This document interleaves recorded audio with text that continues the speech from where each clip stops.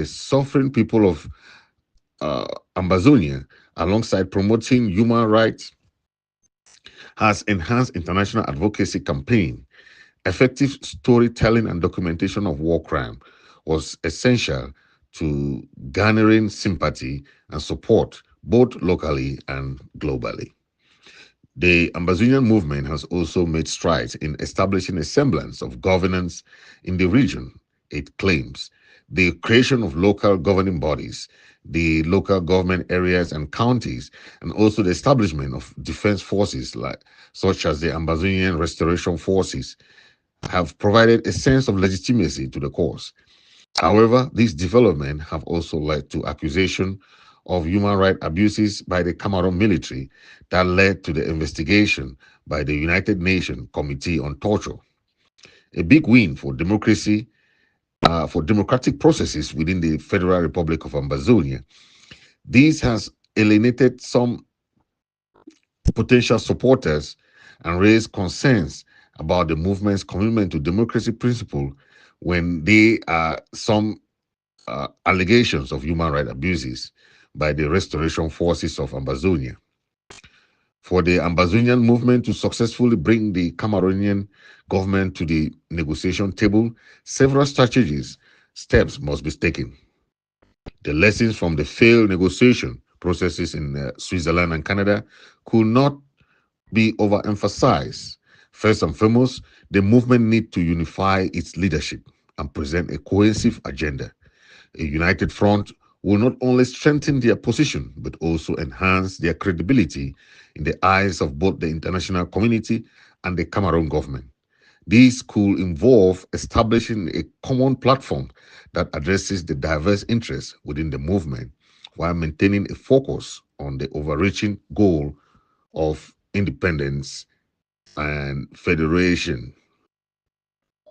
Additionally, the Ambazonian leaders must engage in diplomatic effort to build alliances with other political movements and organizations, both domestically and internationally.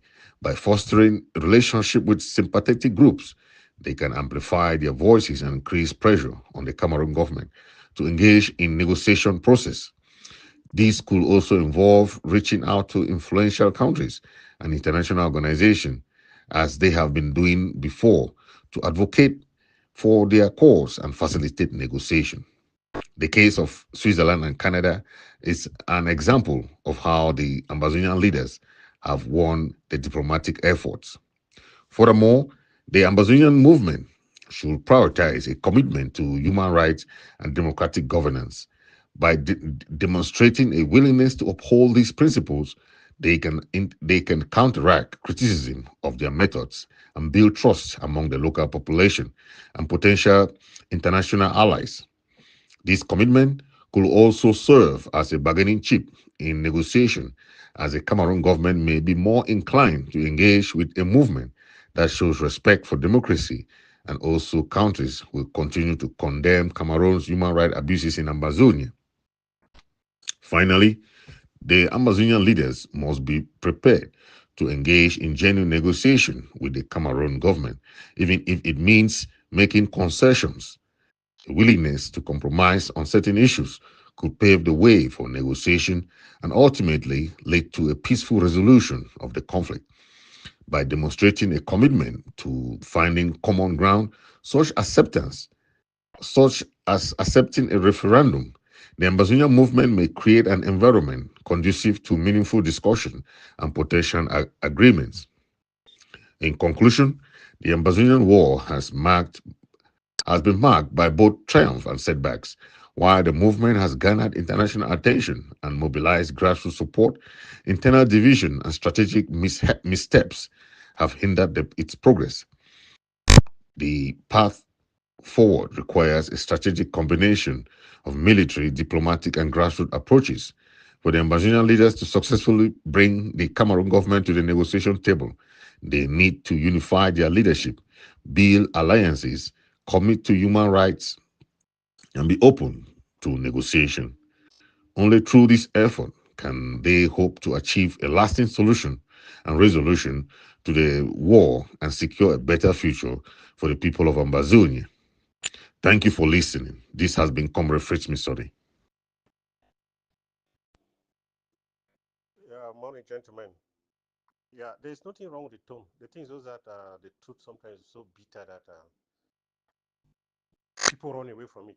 And that's why we are where we are, because we run away from the real thing that we are supposed to do, because we think the world should dance as per our dictate. That's what the problem is. There's nothing wrong with the tone. You asked me for the way forward. I've said in the writing that the way forward is talking is not giving a way out. Talking is not giving a solution. Then let the forum get involved in actionable stuff. I mentioned the lobbies as one. If you don't like the lobbies project, you can carry another project.